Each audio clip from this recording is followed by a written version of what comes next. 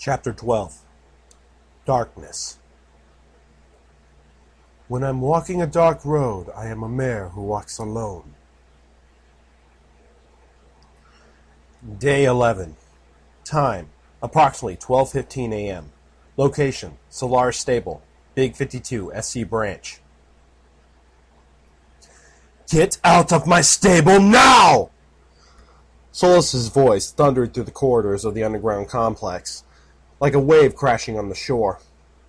The order came from every speaker and every operative sentry patrolling the abandoned halls. Puppy sat on a floor tile, making sure that it was a white one. You know, since the black ones were still bottomless pits. You couldn't let adults get in the way of playtime all the time. Why? Because you have already caused enough trouble, you malfunctioning little drone. Puppy frowned. I am not a throne! Don't try sitting on me, stupid voice! Drone means robot. You don't even have a decent integrated dictionary.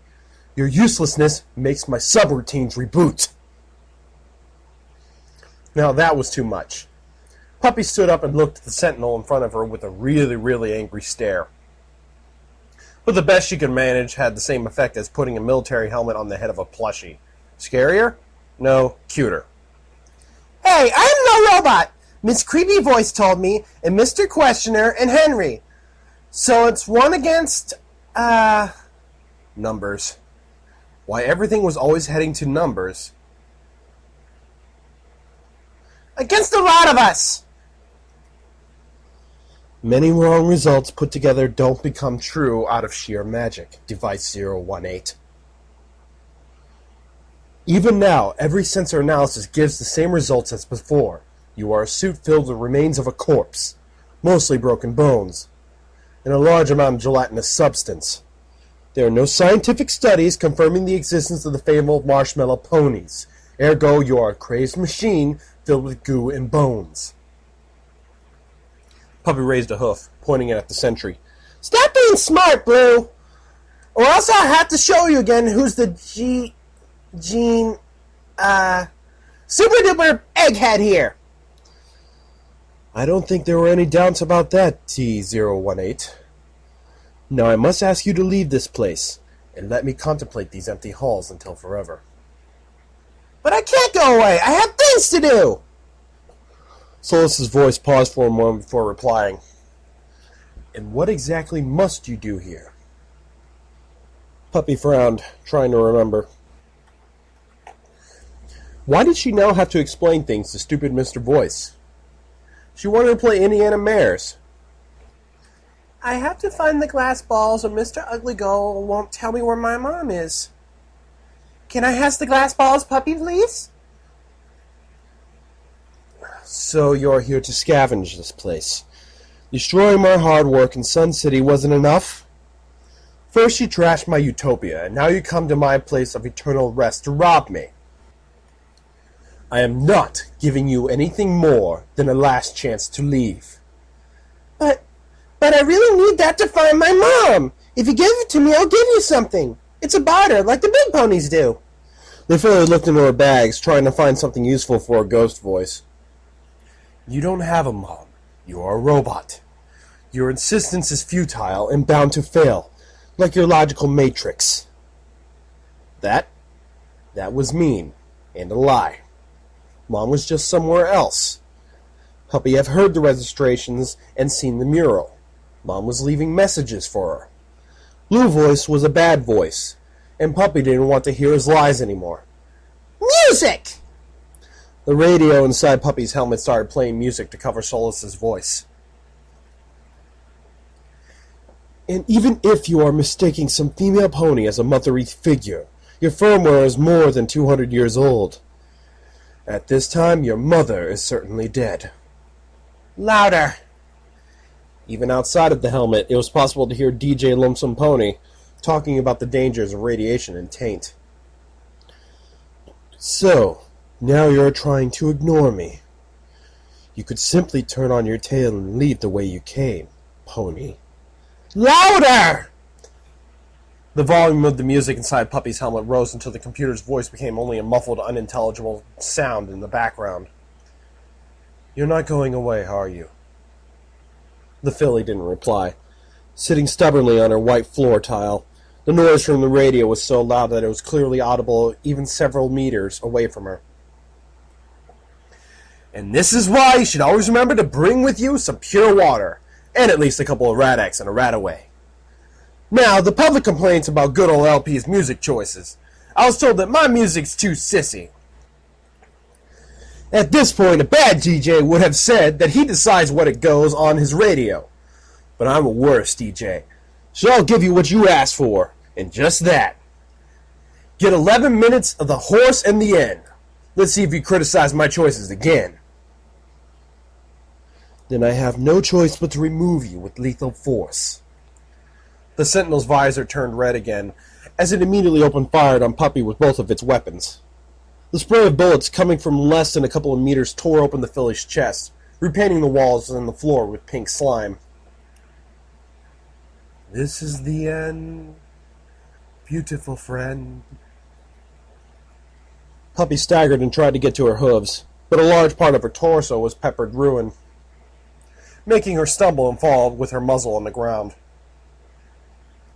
"This is the end, my only friend, the end." Propping herself against the wall with her only good foreleg, the filly opened her mouth to protest, but a second hail of bullets struck her helmet. The first hits bounced against the curved glass, but it didn't last, and the whole sphere exploded into a rain of shiny crystals. Puppy's head had a hole in the eye, an ear missing, and it was possible to look through the wounds in her neck. Nonetheless, she was still able to speak. "Rock! Of our elaborate plans, the end." "I see. You are highly resistant to external damage. Change of tactics. Let's aim for the talismans." While the Rock of Destiny was still fluctuating in front of Puppy, the Sentinel took aim and shot 3 bullets, hitting the suit behind her neck, in the lower belly, and on her left flank, approximately where ponies had their cutie mark. The foal froze for a couple of seconds, as if the hits paralyzed her in the pose of taking her weapon, but almost immediately she moved again, grabbing the stone with her wounded hoof. "Of everything that stands, the end." "Mom doesn't want me to break other ponies' toys, Mr. Blue, but if you keep using them to tease me, I'll break yours, even if I'm going to be sorry about it." Puppy looked down with her single remaining eye, sighing in frustration. "Look what you did! You made me step on a black tile! I lost the game, dummy bullybot!" "No safety, no surprise, the end." "I must concede you this. I've never seen a drone this resilient. Say goodbye to your power source." Another couple of well-aimed shots hit the filly between the saddlebags and her sides. The radio crackled for a moment, seemingly dying, but it kept singing the song in a slightly lower volume. "This is not working as intended. You have no processors, no power. You should stop functioning. Please obey at least the laws of physics and stop functioning." "I'll never look in your eyes again." Puppy stomped a hoof against the wall, while slowly moving towards the Sentinel, her inexplorable advance revealing that she had merely been slowed down by the massive damage she had received. The pink stains on the wall seemed to evaporate and flow back into the full, and the missing parts of her face have already begun to reform, as if some pony were drawing it in with crayon. This regeneration didn't involve muscles regrowing or bones mending, simply color and lines filling over the holes. "Stop that! I'm not doing anything wrong! Why do you tease me? I'm really, really trying to be your friend, even if you're being a stinker and a bug." "Can you picture what it will be, so limitless and free?"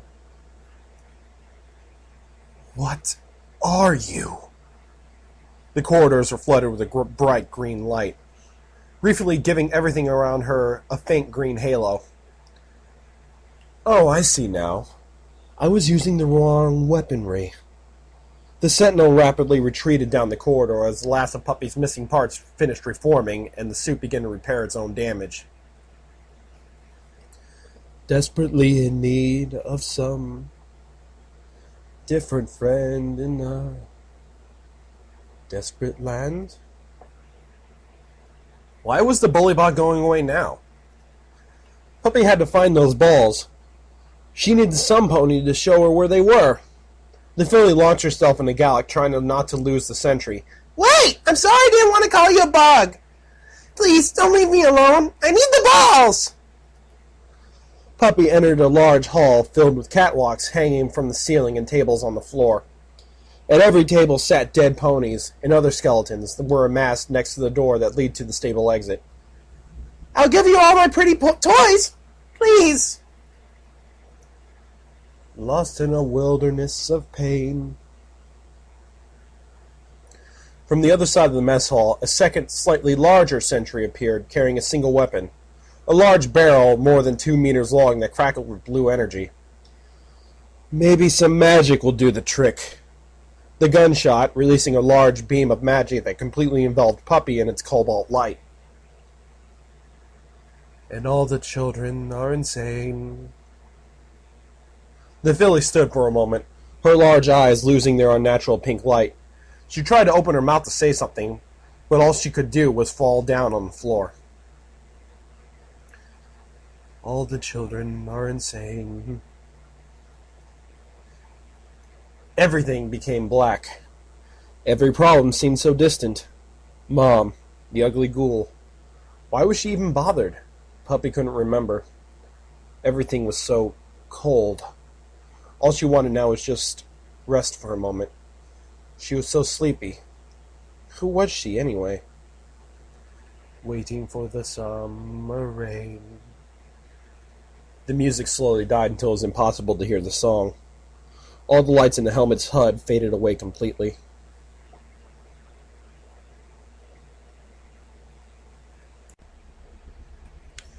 Day, not acclimatable. Time, not acclimatable. Location, not acclimatable. So, Puppy, is this the end? Is this where we give up? The filly curled even tighter on herself. She didn't want to listen now. She only wanted to stay like that, in the dark. Finally, she didn't have to think about how far Mom was and how hard it was to walk so much road every day only to find another place where she wasn't. Besides, Mr. Blue was too strong.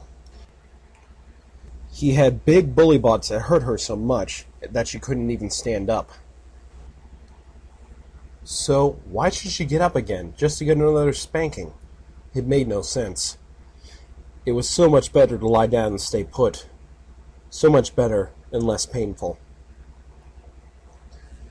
I don't think you really want to stop here. You didn't achieve anything. Your mother's still out there, and this Mr. Blue cheated to win. Why should you let a cheater win? It was not that Puppy let Mr. Blue win.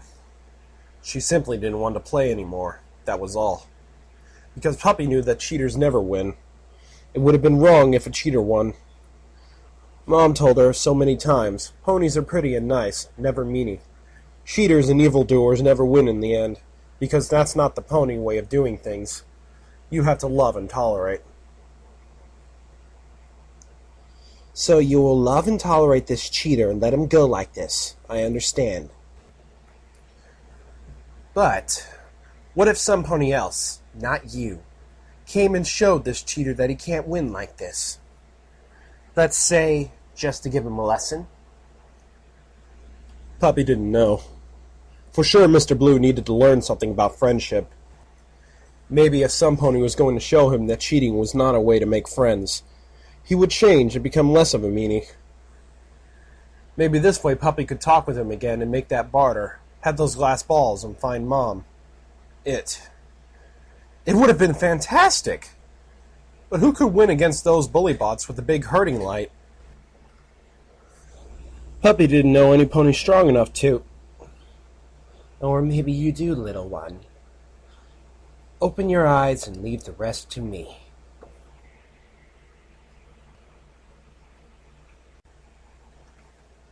Day 11. Time, approximately 12:30 a.m. Location, Solaris Stable, Big 52, SC Branch. Puppy's eyes opened wide, flaring with dark blue flames as she got on her hooves once again.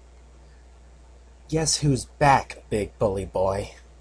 The filly's voice was different, as if it came from afar, echoing through a long cave. I must have made a miscalculation. A single charge wasn't enough. Please, have another. The sentry bot, armed with the crystal cannon, took aim at Puppy while the large barrel crackled with blue light. The filly waved a hoof in a dismissive manner, sporting an amused smile on her muzzle. Nah, I'm okay. I'm trying to lose some weight. One of the catwalks was enveloped in a dark halo and detached itself from the ceiling, striking the sentry like a gigantic arrow that cut the robot in two. Wow, that was cool! How'd you do that? Can I do that too? Huh? Huh? Solaris's voice boomed in the hall. You think that a simple magic trick will suffice to impress me? Think again. I have a full army down here. Creepy Pup snickered. And that's exactly where I'm going. Get ready for the spanking. Initiating lockdown procedure. Closing blast doors. Activating security system. Residential area on red alert. Research area on red alert.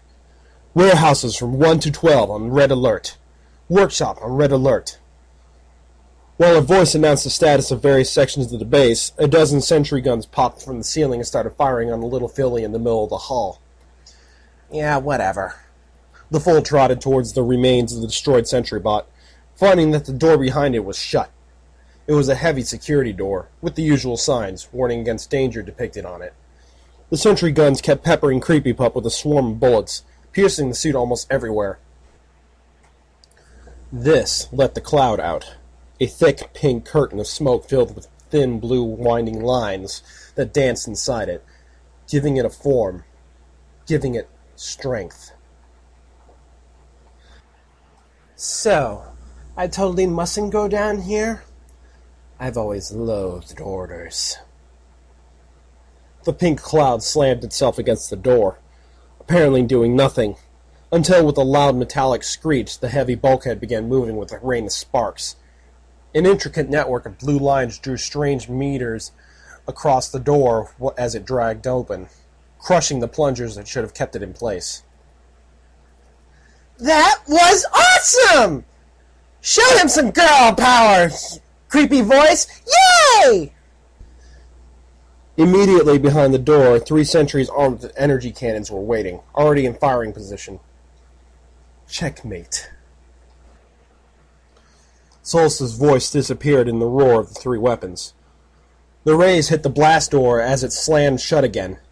Black tendrils rained down the corridor, enveloping the robots and making their weapons fizzle and explode in a big blue sphere. The door opened again. You are just a magical anomaly. Why don't you give up and disappear? Mistakes like you must be corrected. Creepy Putt snickered. Yeah, sure. Corrected by an egomaniac that kills fools. I think that the one in the need of a lesson is not me here. Tell him that he stinks! Tell him he's a bug! Oh, please, puppy, I'm trying to work here, snorted Creepy Pup with an annoyed expression. You have your methods, I have mine, all right? It's called personal space. Okay? Sorry, I'll sit here and just watch, I guess. Good girl. Now, where were we? Oh, right. Kicking some cold, shiny, metallic plot. Here we go. The evil kindergarten creature trotted up to a second blast door that resisted for about the same amount of time as the first had. Warning. Intruder in the engineering area. Activating heavy defenses. Solus' voice interrupted the automated messages. You could be quite a powerful entity. But you still have to face Solaris Incorporated's real power anomaly. Creepy Pup frowned, trying to seem offended. Hey, didn't you hear the filly before? I am a pony. The creature snickered.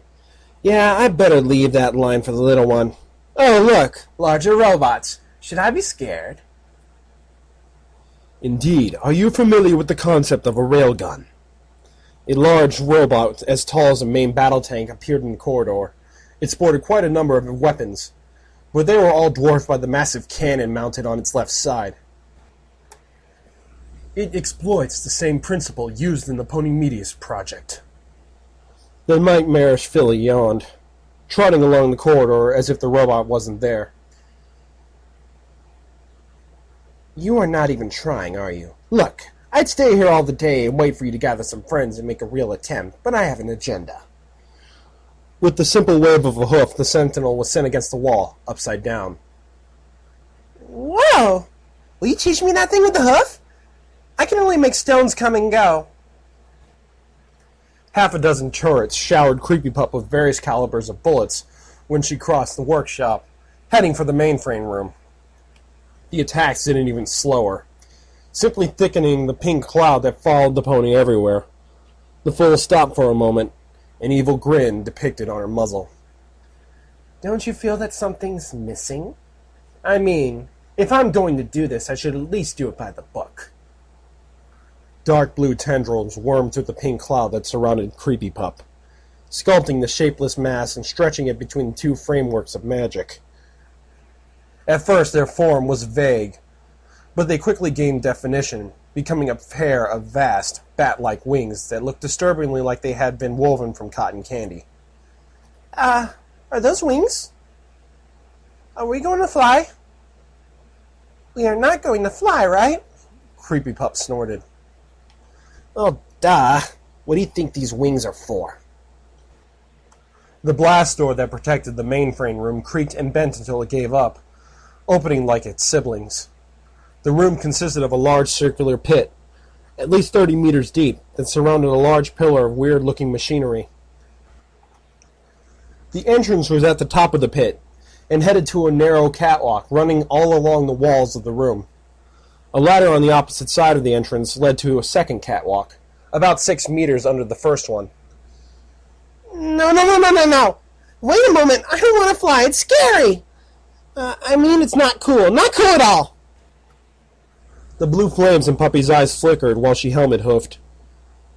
Look, I know quite well what I am doing. Couldn't you just let me finish with this thing, then we'll talk? Maybe? No wings? Creepy Pup raised her hooves at the ceiling in exasperation.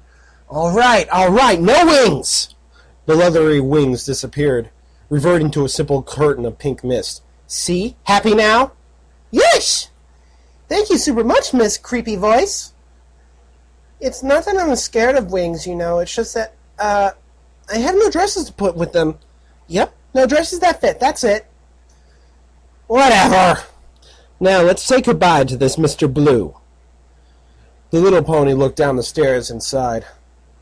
I can't believe this. Slowly, she began climbing down the ladders downstairs. 1 down, 5 to go. Great! Solus's voice boomed from the loudspeakers. I think it's time we discuss a truce. You should have considered it before, big guy. This will teach you what happens putting yourself against mysterious, unworldly powers. Creepy Pup paused for a moment in the middle of the ladder. No, wait, this won't teach you anything. I'm removing you from the equation. I should have predicted this. I lost. Yep. Too bad. It sucks to be you. Yay, you admitted it! Now do the victory dance! It's like the puppy dance, but you have to sing, who's the best? I'm the best! While you do it. Yeah, we will do the victory dance once I'm finished with him. Creepy Pup started climbing down to the 3rd floor. What? But we already won! More or less. Sometimes winning is not enough. Crushing your enemy completely will spare you trouble later. Trust me. Hey, wait! We're not going to bully some pony who said he's sorry! Creepy Pup stopped on the catwalk, sighing. But you did the same thing in Sun City.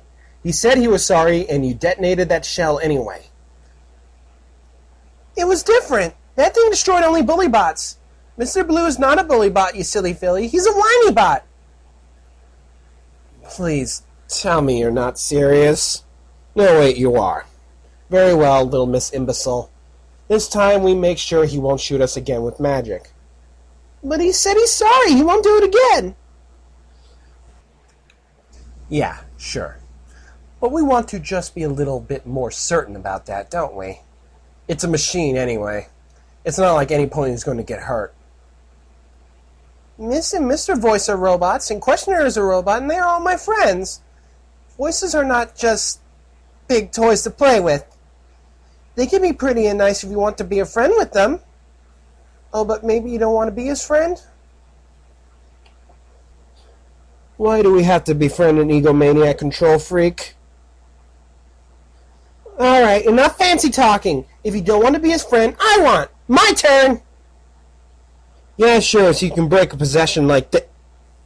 Puppy's eyes became pink as she looked around trying to find a screen or something that seemed like it was Mr. Blue's face. Oh, hi! Excuse my friend. She can be a bit, grumpy. Wow, this was weird. Puppy couldn't describe how she felt or where she was while she let little Miss Creepy Boys do her little show. But if she was asked to describe it, it would have been a little like when you let some pony play with one of your toys, and you looked at how she uses it. You know, not because you don't trust her, just because if she breaks the toy, then Mom will be upset, and you'll have one less toy, and Puppy didn't have a lot of spacesuits. Taking it back was easy, really. After all, it was Puppy's spacesuit. Why she shouldn't have it back if she wanted? It was so obvious that the little filly didn't even consider the fact that breaking a demonic possession involves high magic and large rainbow blasts. If you're finished quarreling with yourself, could you please explain to me what is going on? Solus interrupted Puppy's thinking, bringing her back to reality. Sure. What do you want to know, Mr. Blue? The filly smiled broadly and sat down to stare at the tower occupying the middle of the pit, since there wasn't really anything better to talk with. Can you start with what just happened? Yes! Creepy Voice helped me show you that cheating's not the right way to win a game. Then you said you had lost and you seemed sorry. So I told her to make the victory dance, but she wanted to bully you, so I made her stop. Alright. I was almost forgetting. Puppy started wiggling her flanks in front of Solus, singing, who's the best? I'm the best! And just to be sure that the message was properly delivered, the foal stuck out her tongue. Blah! Yes, very funny, really. Excuse me if I don't laugh. Solus paused for a moment. So what now? Are you finally going away? Puppy tapped her helmet as if it were her chin, thinking, I think I still had something to do. Hey, Mr. Voice, what were we doing down here? Actual primary quest on the wrist. Rolling memories. Objective.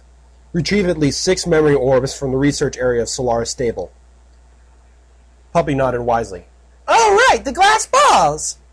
Mr. Blue, now that we are friends, can I have glass balls, Puppy, please? We are not friends. You are an intruder, and you must be removed.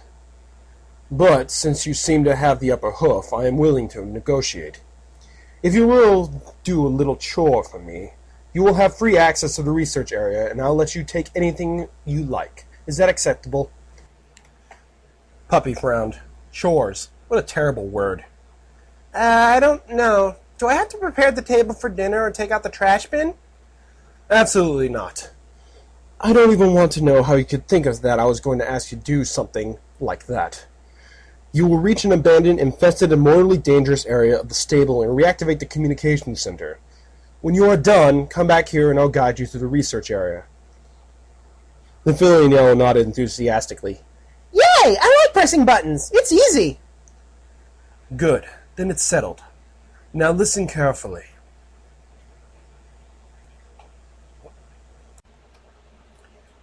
Day not accurable. Time not accurable. Location not accurable. Creepy voice settled down again in the recesses of Puppy's mind. She knew exactly where she failed. She had been impatient. After 200 years of waiting, impatience spoiled her victory. The fool was losing faith, letting herself slip away, so the voice tried to feed on her desperation. But in her hurry, she made the mistake of giving Puppy hope. Hope for a better solution. Hope of making a new friend. Instead of feeding on Puppy's desperation, she fed Puppy's force of will, and when the foal didn't need her anymore, she was strong enough to break the domination. But the nightmarish creature won't stop at first failure, not with so precious a prey in her claws. The foal had big hopes, so big that they could actually keep her power at bay. But what could happen the day those hopes crashed? The bigger you are, then the harder you fall. It was just a matter of time. The little pony was drawing near to the end of the road, and the voice will be there, waiting for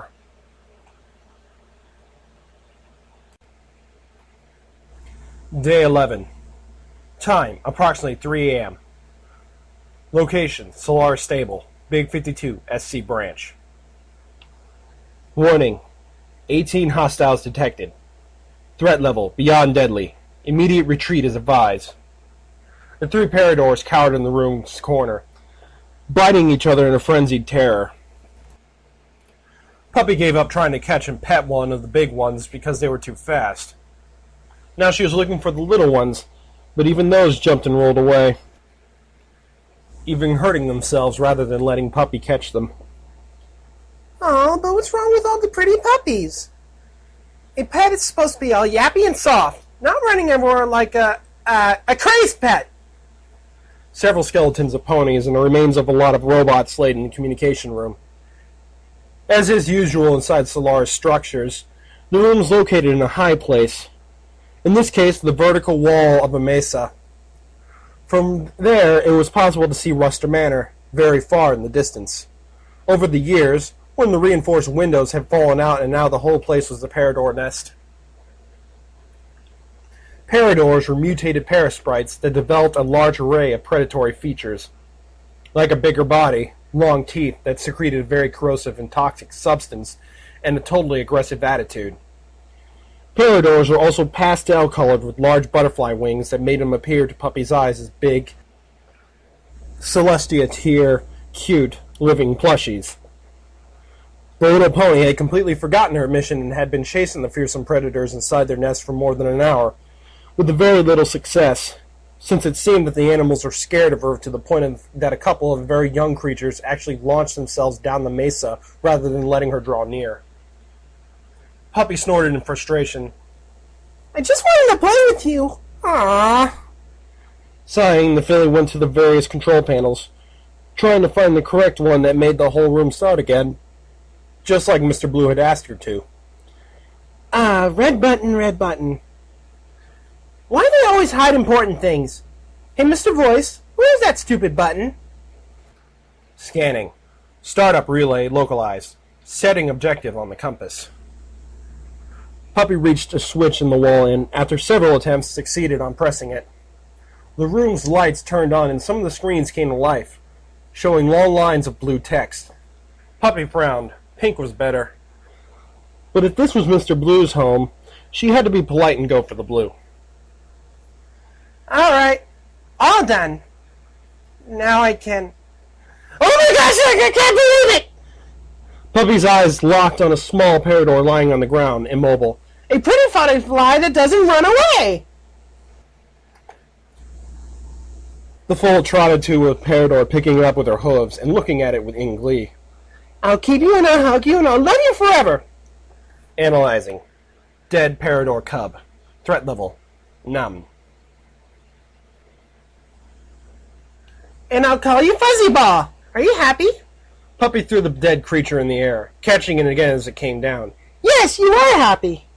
Who's Mommy's love? Your Mommy's love. Advising. Picking up dead animals is not hygienic. Puppy put the dead creature on her back and waved the hoof. Don't be jelly, Mr. Voice. I love you too. And now be kind with Fuzzy Ball. Warning, this program is not jealous. Dead animals can spread germs. Yeah, sure, you're not jealous. She. The filly lowered her voice. Jelly. Solus interrupted the suit's reply, projecting his voice from the loudspeakers in the room. Very well, D018. You did your part. I will relay the faster paths for the research area to you and cease the red alert, so that you can take what you are looking for. Now please excuse me, but with the communication station online, I have a nation to conquer. Have a nice day, but please leave the stable as soon as you finish rummaging in the laboratories.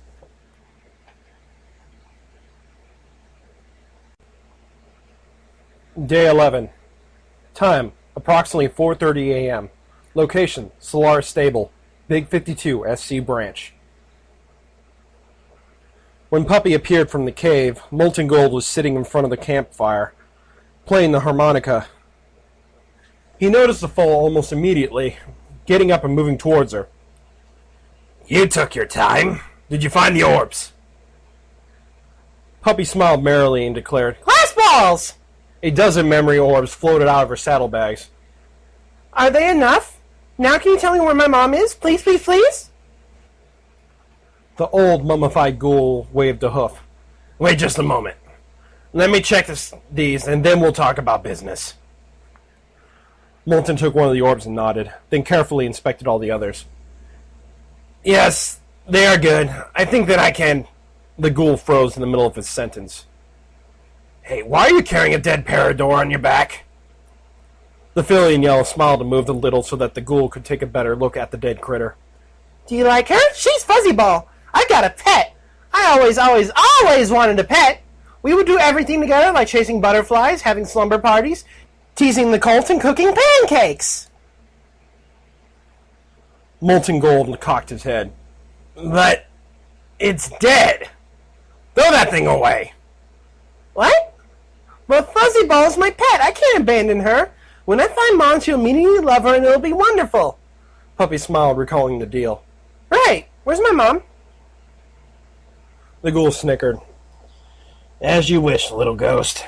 You did your part. I'll do mine.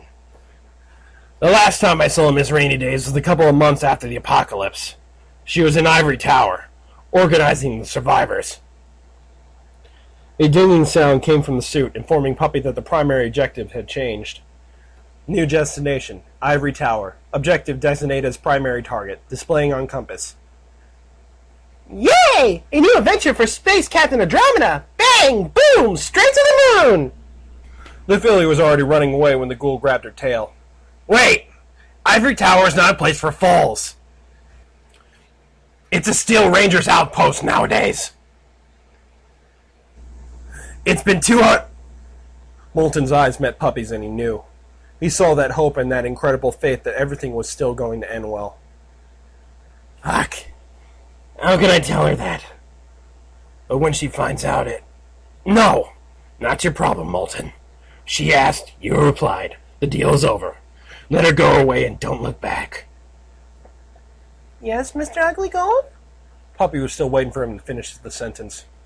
Molten Gold looked away, muttering the last words. Just try not to make them mad. They don't like those like you and me. Good luck, little ghost. Thank you, Mr. Mummy. When I find Mom, I'll tell her that you were nice with me. Bye-bye. The filly merrily trotted away. And throw away that dead thing! It's nauseating! I can't hear you, la la la! Puppy Smiles disappeared behind some rocks, leaving the old ghoul alone with his newfound treasure. Molten Gold sighed and looked at the orbs, putting them away in his saddlebags. Don't look back, old mummy. Don't look back.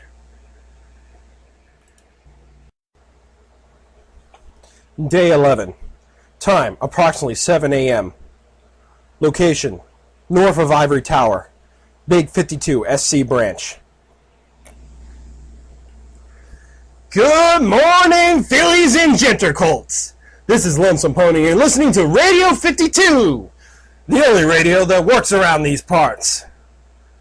Let me begin this part of the news with a big thanks to all the ponies with a radio transmitter out there that constantly keep me informed about the Big 52. I love you guys. I'd crumble and fall without your help. Every pony listen to this. Radio 52 is blind if you don't tell me what's going on, and I am the one who warns ponies about the dangers along the route, days before the word spreads by itself. These radio amateurs are the real guardians of the Big 52. So if you meet them, toss them in a good deal. Because if your caravan is in town safe and intact, it could be their merit. And now the real news. Let's see what do we have today from the longest route. It seems that after Sun City, a civil war is spreading like fire along the route. From the last information I got, what seemed just some sort of ideological quarrel became all-out war between the two factions inside the Steel Rangers. Some Rangers think they should keep going as protectors of the old tech, while another group thinks that they should go out and use that tech to save ponies. The problem is that at the moment both factions are mowing lives in their battle. The technologists and this other group. I think they call themselves after the head of that old ministry, Applejack. They're setting Ivory Tower on fire. So again, guess what? Avoid Ivory Tower and its surroundings at all costs. If you don't want to be assaulted and robbed by a group of heavily armed ponies that fight another useless holy war. I repeat, avoid Ivory Tower. Go back to Rust Manor or Broccoli and wait for the situation to settle down. I heard that Mr. White in Salt Cube City is organizing a company of mercenaries to occupy the area surrounding Sun City and secure the route from downtown to Rust Manor, seemingly all for free. I guess that this means that the White Apples are aiming for their slice of the cake in this newly freed town. I have just one thing to say to Mr. White. Remember that tiny ghost that saved your plot from a megaspell? In that city, there aren't only armed ponies, but there are also foals and ponies that didn't ask for war. So please, tell your guys to think twice before they pull the trigger. Okie dokie. A dense pillar of black smoke rose from the horizon. While the echoes of the explosions died in the distance, Puppy trotted merrily, following the pink arrow on her compass, and at last getting her hooves back on Route 52's asphalt pavement. Deploying her folded scooter, she jumped on and zoomed away towards the next war zone. The roads are the dustiest, the winds are the gustiest, the gates are the rustiest, the pies are the crustiest, the songs are lustiest, the friends are trustiest, way back home. Footnote. Level up. New perk added. Stonewall. You are much less likely to be knocked down in combat. New quest perk added. Trotting Nightmare. Rank 2. You have seen the darkness beyond the moon. Now you can shape the toxic clouds surrounding you.